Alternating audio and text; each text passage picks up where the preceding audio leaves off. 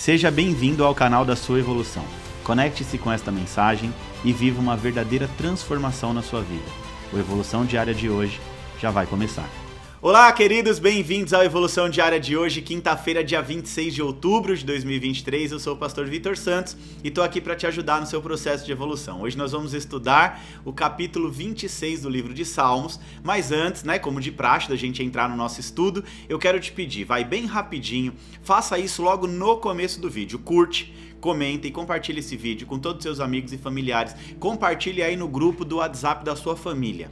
Sua família precisa ouvir a palavra de Deus de uma forma simples, prática, objetiva, mas rica em detalhes. Então vamos lá, você pode ser um agente de milagres, um agente de transformação na vida de muita gente de maneira simples, curtindo esse vídeo, comentando e compartilhando. E assim também o YouTube, o algoritmo do YouTube entende que é um vídeo relevante e vai mandando para mais pessoas, e muitas outras pessoas também vão tendo acesso a esse conteúdo tão enriquecedor. Vamos lá, Salmo capítulo 26, é bem curtinho, tem só 12 versículos, O de ontem tinha 22, já era um pouquinho maior, e também é um salmo de Davi, Já começa assim, de Davi: ó Senhor Deus, declara que estou inocente, pois faço o que é certo e confio literalmente em Ti. Examina-me e põe-me à prova, ó Senhor. Julga os meus desejos e os meus pensamentos, pois o Teu amor me guia, a Tua verdade sempre me orienta. Eu não ando na companhia de gente falsa e não vivo com pessoas hipócritas. Não me ajunto com os perversos e nem ando no meio dos maus. Ó Senhor Deus, lavo as mãos para mostrar que estou inocente. Ando em volta do teu altar junto com os que te adoram, cantando um hino de gratidão e falando as tuas obras maravilhosas. Ó Senhor Deus, eu amo a casa onde vives, o lugar onde está presente a tua glória. Não me destrua junto com os que não querem saber de ti. Livra-me do castigo que recebem os assassinos, aqueles que vivem fazendo mal e que estão sempre prontos para receber o suborno. Eu, porém, faço tudo o que é certo, tem compaixão de mim e me salva. Estou livre de todos os perigos e nas reuniões de adoração eu sempre louvo ao Senhor, pois é o meu Deus. Vamos lá! Aqui foi a leitura na íntegra, um capítulo, o capítulo 26 de apenas 12 versículos. Agora nós vamos fazer um resumo interpretativo do texto, Aqui no Evolução Diária, para quem está chegando agora, a gente divide em 3 etapas: a leitura do texto, o resumo interpretativo e depois a aplicação prática, Eu costumo dizer que a grande sacada da Bíblia está na aplicação prática, a gente entender a palavra, entender a lei, os princípios espirituais contidos na palavra de Deus e trazer para as nossas vidas para a gente praticar e viver as promessas contidas em cada princípio espiritual. Então aqui no Salmo 26, Davi ele já começa declarando a sua confiança somente em Deus, afirmando que Deus é para ele luz, salvação, e que ele não teme nada porque ele tem Deus com ele, tem Deus na vida dele. Então ele expressa o seu desejo de habitar na casa do Senhor e desfrutar.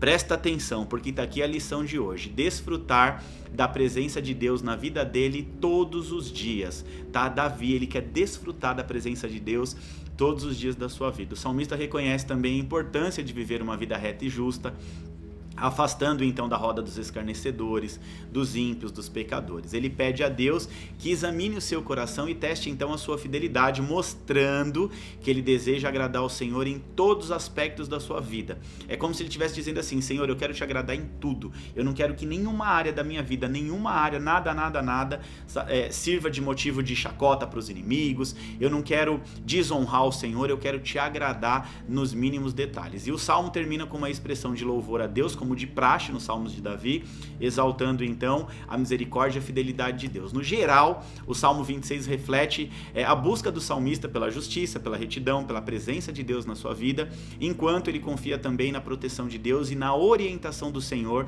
ao longo da sua vida e da sua jornada espiritual. Agora, vamos para a aplicação prática desse texto de hoje, Nós podemos aqui extrair várias lições de aplicação prática, mas eu quero me atentar a uma lição, como eu fiz ontem, e talvez a gente siga agora, essa nova fase de estudos. Eu vou ler o texto na íntegra, vou fazer o resumo interpretativo do texto, vou fazer você entender o texto, e vamos extrair lições de aplicação prática. Pode ser que tenha dia que a gente tire 2, 3, mas eu estou tentando me atentar a uma lição, sabe? Porque o Espírito Santo tem tocado ao meu coração de eu trazer uma lição e trabalhar aquela lição assim de forma bem ampla, sabe? Bem detalhada, bem trabalhada, para facilitar a sua vida e você colocar em prática, porque eu quero que você colha o fruto, o resultado do Evolução Diária. Você acorda todos os dias, você que tem compromisso em acordar cedo, vir aqui às 7h40 e são bastante pessoas, eu quero ver você colhendo o fruto do Evolução Diária na tua vida,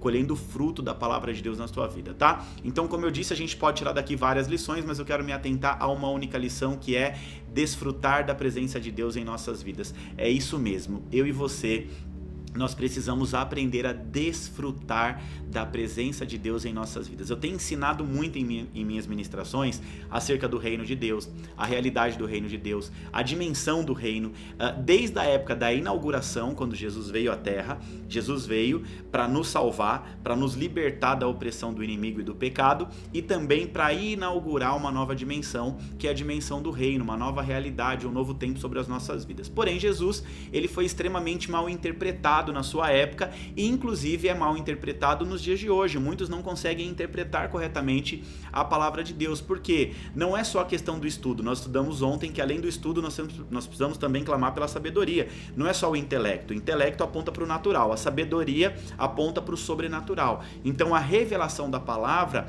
vem, os segredos contidos na palavra, como a parábola do semeador. Os discípulos perguntam: o que essa parábola quer dizer? E Jesus diz o seguinte: a vocês serão revelados os segredos do reino. Ou seja, Deus, ele revela segredos valiosos para pessoas que estão interessadas em buscar mais do Senhor. Então, a gente tem que, claro, que também fortalecer o nosso intelecto, mas buscar o plus, o algo a mais, né? Não ficar só no raciocínio, ir para o espírito, onde a gente recebe ali a revelação, os segredos revelados da palavra de Deus.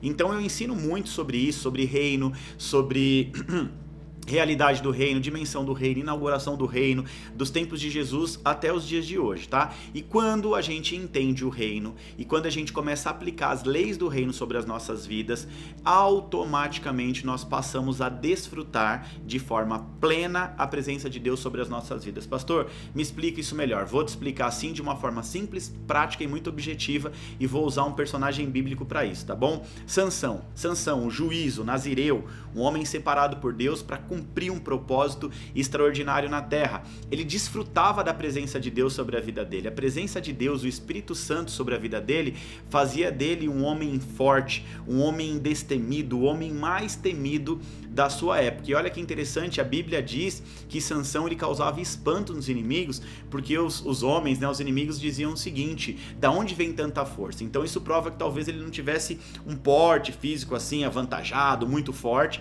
né, mas ele causava espanto, porque quando o Espírito de Deus se apoderava dele, ele desfrutava do melhor que o Espírito Santo poderia dar a ele, tá? Então, só que ele não deu valor a isso, infelizmente. Ele era um homem que, quando o Espírito de Deus entrava nele, ele fazia coisas extraordinárias, mas infelizmente, por conta da ignorância espiritual de Sansão, portanto ele flertar com o pecado, ele acabou a vida dele tendo que implorar por algo que sempre teve com ele, a disposição dele o tempo inteiro, a presença de Deus. Agora, não valorizou a presença de Deus, como Davi nos ensina aqui no Salmo 26, né? E aí ele acabou ridicularizado, exposto, acabado, olhos perfurados, fundo do poço, né, para entender que a vida dele era uma vida consagrada a Deus. Ele era o que? Um nazireu de Deus. Então, mesmo ele tendo ciência de tudo isso, ele viveu uma vida flertando com o pecado. E aí ele acaba a sua jornada,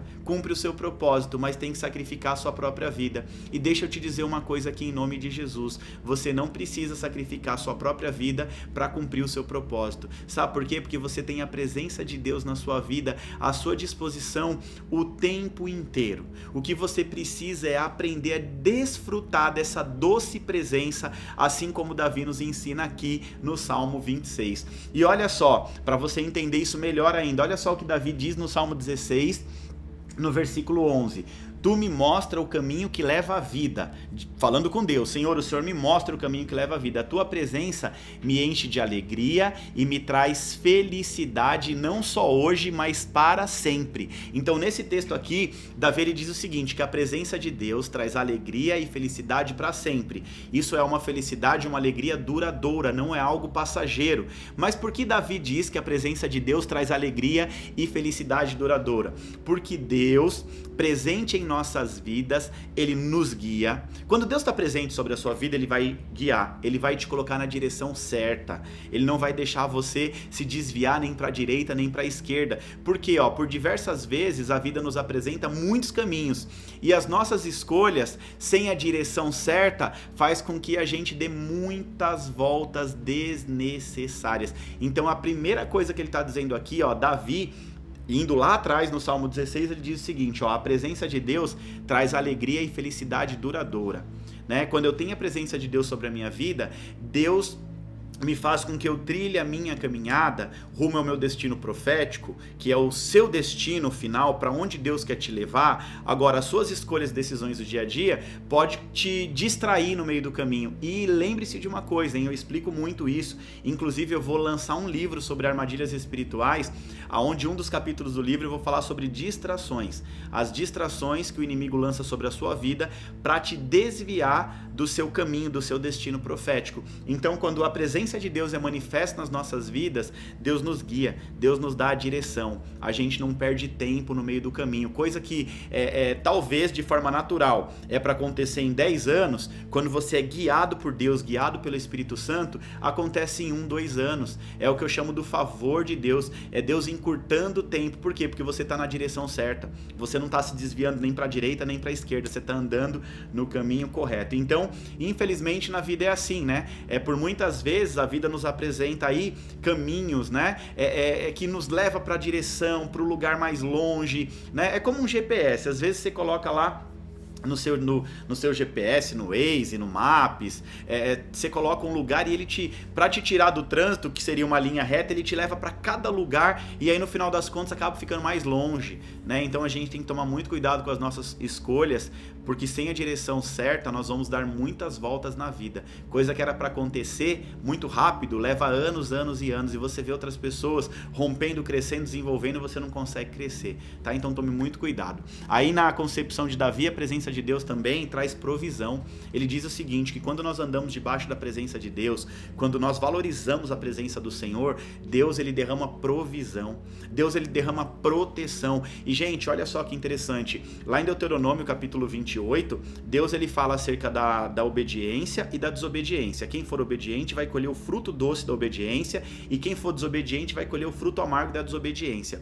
Quando o povo chega no deserto, depois de sair do Egito, escravizado por mais de 400 anos, esse povo, eles começam ali a entender o que é provisão e proteção de Deus. Olha só o que é provisão e proteção de Deus. No tempo do deserto, Deus envia provisão e proteção, ou seja, eles tinham carne para comer, que Deus fazia aparecer codornizas, né, que saíam voando e eles pegavam ali para comer. Deus fazia brotar água da rocha, Deus enviava maná, e olha só como Deus era bom. Um dia o maná era doce, outro dia o maná era salgado. Por quê? Para a pessoa não enjoar de comer um único alimento. Às vezes a gente come uma coisa ali 2, 3 vezes, já está enjoado, né? Aquela mistura. Então Deus falou assim, eu vou mudar o gosto para vocês não enjoarem.